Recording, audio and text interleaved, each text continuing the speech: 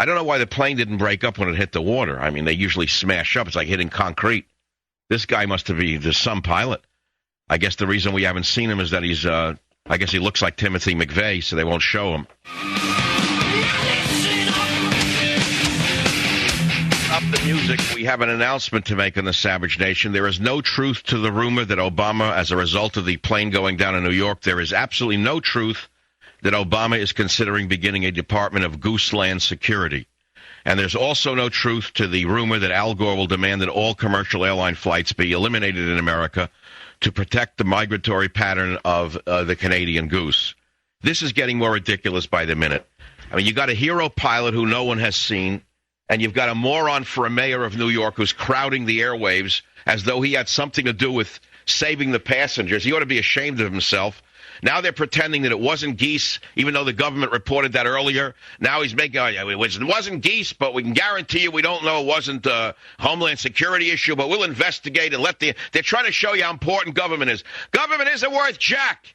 It was a pilot with the guts to land the plane in the Hudson River, and it was people on boats who rescued the people. It had nothing to do with these fraudulent thieves standing on the screens now hamming it up. I'm sick of this. I'm sick of this government media complex. I'm sick of it. And the idiots in the media who were covering it earlier were beyond comprehension. Neil Cavuto was hysterical. Wolf Blitzer was hysterical. They didn't know what they were talking about. Oh, New York is a big city. For those of you who don't live in New York, it's quite a big city. It has several airports. Oh, my God, it's getting worse by the day. His name is Chesley B. Sully, Sullenberger III. That's correct. A real American name, Chesley B. Sully Sullenberger III. Now, I don't know about you, but for years when I've gone into an airplane, I always used to, when I was able to look into the pilot's compartment, I always looked for a gray-haired male. And I used to joke when I used to be able to joke, saying, I'm glad to see you're in there, Captain. And, I used to say, thank God it's not someone put in there because of their gender or their, ethnicity.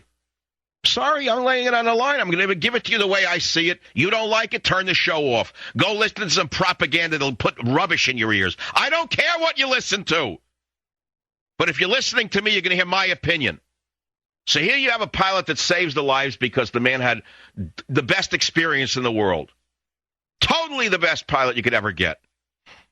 19,000 hours, rated airline transport pilot, airplane single and multi-engine land, commercial privileges, glider, A320, B737, DC-9, MD-80, Learjet, 19,000 hours. Hello? Would you rather have him as a pilot or a transsexual who was put in there because of affirmative action in order to make the airlines look more like America, or shall I say more like Gavin Newsom's office? I mean, what would you rather have as a pilot, him or a transsexual with a half a beard? Interviews with the cabin crew are being conducted as we speak this afternoon. We'd hoped to talk to the pilots today, but those interviews are now scheduled for tomorrow morning. Drug testing was completed, and those results have been sent to the lab. I got to say something right here. Let's knock off the music. That was a fat slob, if you missed it, from the NTSB holding a press conference today, a governmental bureaucrat hack. One of the most uncomely women I've seen in a long time in government, which is saying an awful lot, had the nerve to get up there and talk about yesterday's miracle on the Hudson River, and without once mentioning the hero pilot, the heroic crew, the fact that all the passengers were saved as a result of their quick work and heroism, this fat governmental slob bureaucrat had the nerve to say and imply that the pilot was stoned. I'd like to see drug testing for you, you fat pig.